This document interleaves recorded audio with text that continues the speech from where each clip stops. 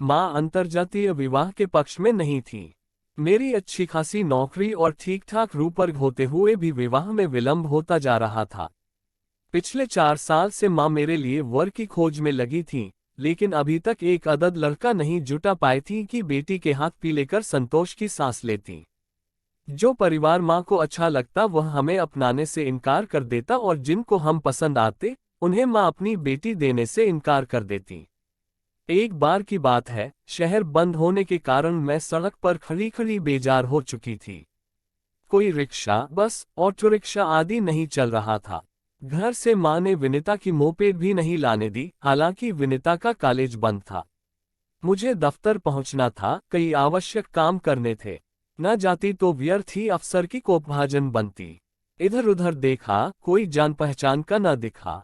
घड़ी पर निगाह गई तो पूरा 1 घंटा हो गया था खड़े खड़े। मैं सामने ही देखे जा रही थी। अचानक स्कूटर पर एक नौजवान आता दिखा। वह पास आता गया तो पहचान के चिन्ह उभर आए। यह तो शायद अमित, हाँ वही था। मेरे साथ कॉलेज में पढ़ता था, वह भी मुझे पहचान गया। स्कूटर रेंगता हुआ मेरे पास रुक गया। अमित, मैंने धीरे से पुकारा। सोनम, तुम यहाँ अकेली खड़ी क्या कर रही हो? बस स्टॉप पर क्या करते हैं? दफ्तर जाने के लिए खड़ी थी, लेकिन लगता नहीं कि आज जा पाऊंगी। आज कितने अरसे बाद दिखी हो तुम, शहर बंद ना होता तो शायद आज भी नहीं, कहकर वह हंसने लगा। और तुम बिल्कुल सही समय पर आए हो, कहकर मैं उसके पीछे बैठने का संकेत पाते ही स्कूटर पर बैठ गई। रास्ते भर अमित और मैं कॉलेज से निकलने के बाद का ब्यौरा एक दूसरे को देते रहे। वह बीकॉम करके अपना व्यवसाय कर रहा था और मैं एमकॉम करके नौकरी करने लगी थी। मेरा दफ्तर आ चुका था। वह मुझे उतार कर अपने रास्ते चला गया। गोरा चिट्टा, लंबी कदकाठी के सम्मोहक व्यक्तित्व का स्वामी अमित कितने बरसों बाद मिला था। कॉलेज के समय कैसा दुबला पतला सरकंडे सा था। मैं उसे भूलकर दफ्तर के काम में उलझ गई। होश में तब आई जब छुट्टी का समय हुआ। अब जाऊंगी कैसे घर लौटकर, सोचती हुई बाहर निकल ही रही थी कि सामने गुलमोहर के पेड़ तले स्कूटर लिए अमित खड़ा दिखाई दिया। उसने वहीं से आवाज दी, सोनम तुम। मैं आश्चर्य में पड़ी उस तक पहुंच गई। तुम्हें काम था कोई यहाँ? नहीं, तुम्हें लेने आया हूँ। सोचा छोड़ तो आया, लेकिन घर जाओगी कैसे? मैं आभार से भर उठी थी। उस दिन के बाद तो रोज ही आना जाना साथ होने लगा। हम साथ साथ घूमते हुए दुनिया भर की बातें करते। एक दिन अमित घर आया तो माँ को उसका विनम्र व्यवहार और सौम्य व्यक्तित्व प्रभावित कर गए। छोटी बहन विनिता बड़े शर्मीले स्वभाव की थी, वह तो उसके सामने आती ही न थी। वह आता और मुझसे बात करके चला जाता। मैं विनिता को चाय बनाकर लाने के लिए कहती, लेकिन वह न आती। एक बात मैं कितने ही दिनों से महसूस कर रही थी।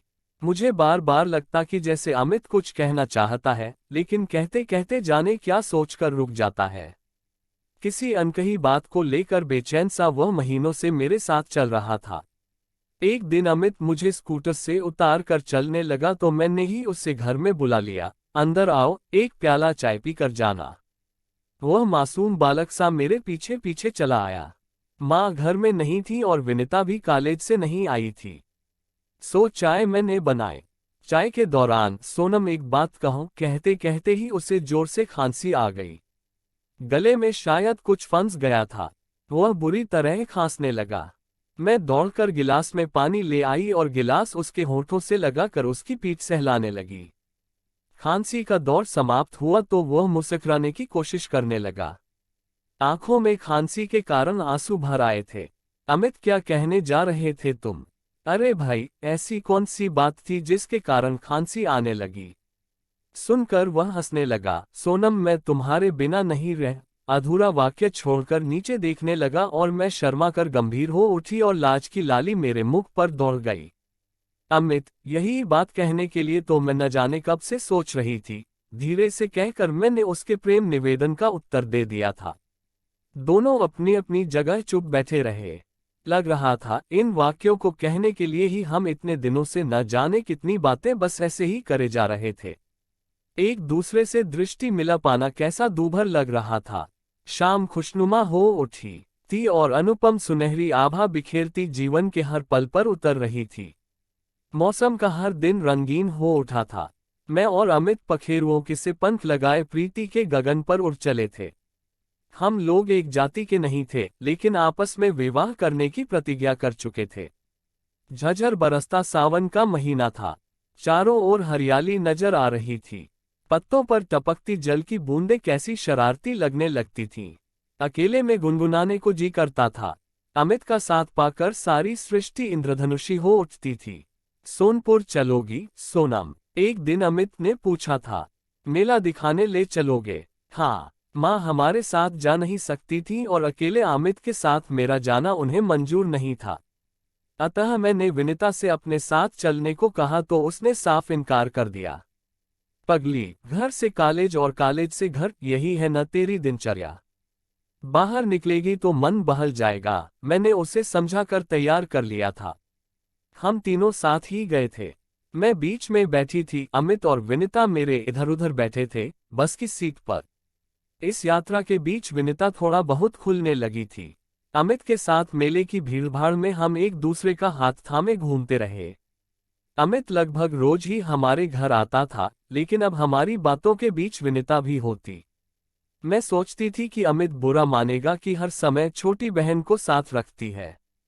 इसलिए मैंने एक दिन विनिता को किसी काम के बहाने दीपिका के घर भेज दिया था, लेकिन थोड़ी देर विनिता न दिखी तो अमित ने पूछ ही लिया, विनिता कहाँ है?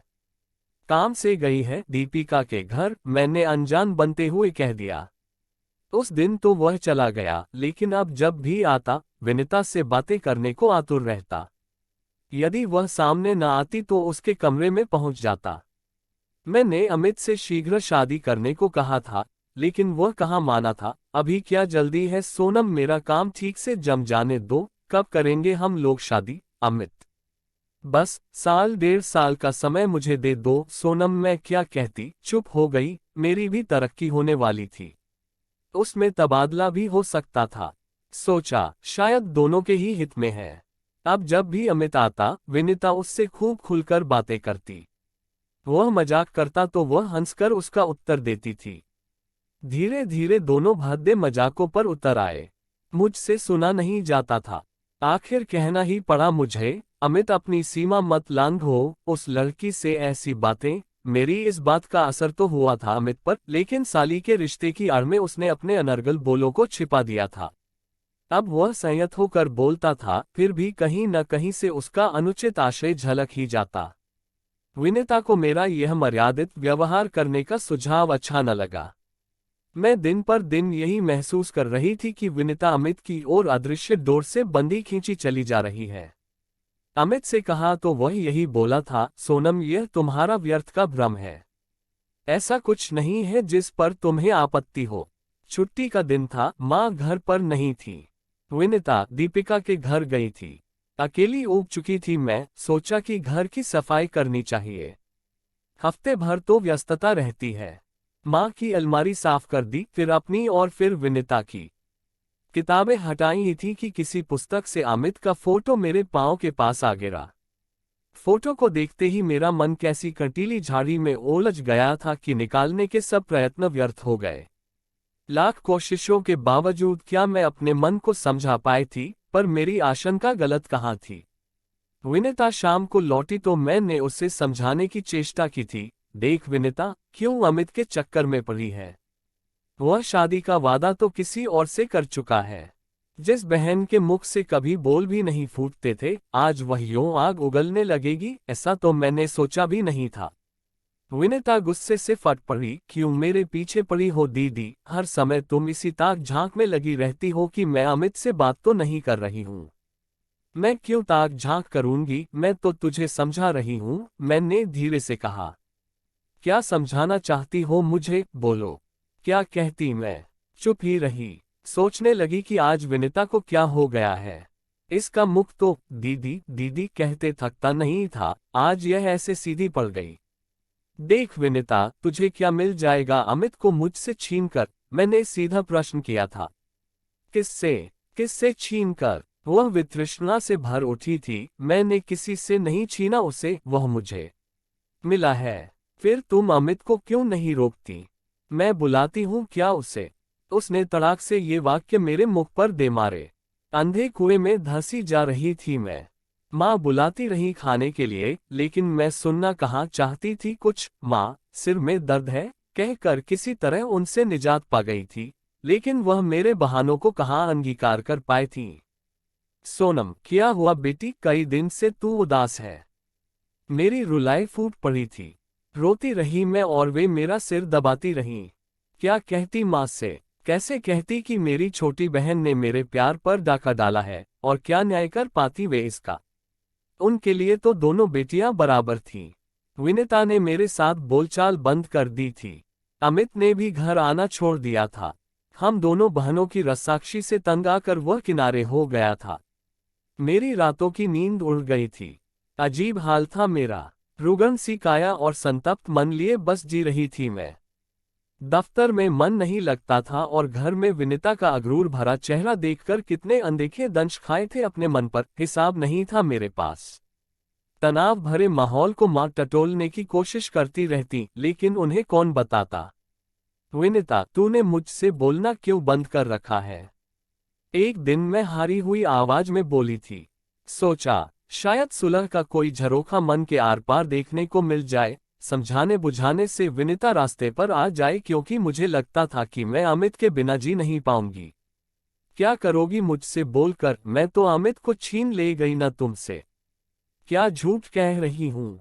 बिल्कुल सच कहती हो, लेकिन मेरा दोष कितना है इसमें, यह तुम भी जानती हो। उसका सपाट सा उत्तर मिल गया मुझे।